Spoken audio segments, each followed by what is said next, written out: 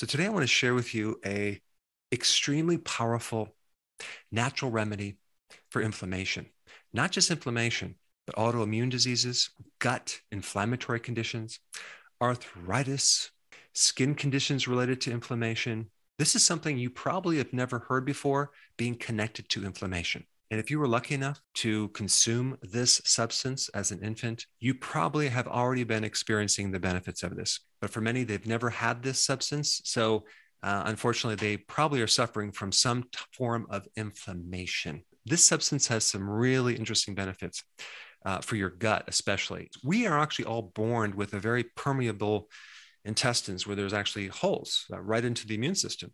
So this substance actually seals those junctions to make them very, very tight. This substance actually can give you your immunity. Yes, it can give you immunity. There's two types of immunity. You have the one that your mother gave you, okay, and that's the one we're talking about.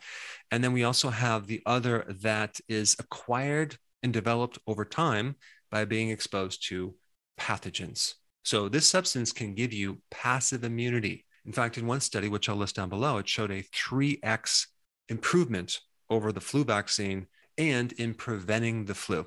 In one study, it shows that it can improve the gut damage from NSAIDs and damage from H. pylori and improve damage from infections that cause diarrhea, as well as damage from autoimmune conditions. It has been shown to improve muscle growth. So it's really good for people who have atrophy. And so all of this is very, very amazing, but it also has the ability to repair your thymus gland. Okay. The thymus gland is an immune gland on top of the heart that is like a training camp for your T cells. And this substance is colostrum. Okay. What is colostrum? Well, colostrum is the first milk that your mother gives you when you're breastfed. So the many, many studies out there that shows the difference between breastfed infants versus those infants that have been fed the infant formulas, they just dramatic difference in long-term health, increased risk of autoimmune diseases, increased risk of allergies, increased risk of asthma, increased risk of respiratory infection, increased risk of obesity and gut inflammation, and higher risk for cancers. And so as you can start to see, it's just really important that if you are a mother to breastfeed. Now, unfortunately, many of us have not been breastfed. Okay, so we did not get the benefit of that. However, you can get the benefit of taking colostrum, even if you're older. So I'm going to talk about that. But you should first understand what colostrum really is and what's in it. In fact, colostrum provides the only natural source of something called transform growth factor, alpha and beta. Now, what is that? That is something that can greatly help regulate your immune system. And it's also good for tissue repair. Colostrum also provides the only natural source of insulin-like growth factor 1 and 2. Now, what is that? Well, that is that substance that I just referred to. It has been found to reverse the age-related atrophy of your thymus gland, because as you get older, the thymus gland shrinks. Okay, so anything that you can do to improve the thymus gland would be a really good thing. And there's other things too, like zinc and vitamin D, but colostrum also can help you. Colostrum has been shown to increase all of the different T cells that you have and the natural killer cells that help you prevent cancer and attack viruses. They can increase the macrophages, which actually provide a barrier for pathogens. Colostrum is like twice the fat as normal milk. It's 4 times the protein, but it's 250 times more immunoglobulins, which are the immune factors that give you your immune system. And this can greatly reduce your inflammation.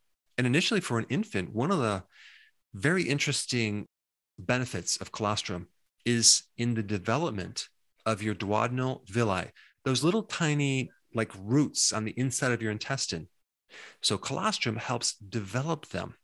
And so if you don't get the normal development of those villi, then you may have problems in the future with absorption of nutrients. And then you may develop something called malabsorption. But there's something even cooler about this colostrum, because I started doing searches on the relationship between colostrum and the microbiome. This colostrum is extremely rich in the microbiome, the microbes, the friendly bacteria. So really what this first milk is doing, it's injecting part of the mother's immune system, as well as seeding the infant's gut with this microbiome, which, by the way, is about roughly 70 to 80% of your immune system. So it's giving you so many wonderful things. And this is why when we consume pasteurized milk, basically the heating kills all these enzymes, these immune proteins, all the microbiome. And there's been some interesting studies on even calves that are fed pasteurized milk versus raw milk.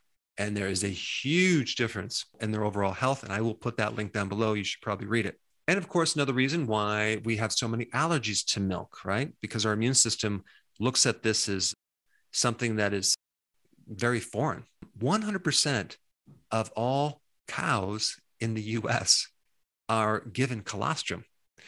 I don't know why we don't give colostrum to our own human infants if they're not breastfeeding, but I think that would be a very important thing to do.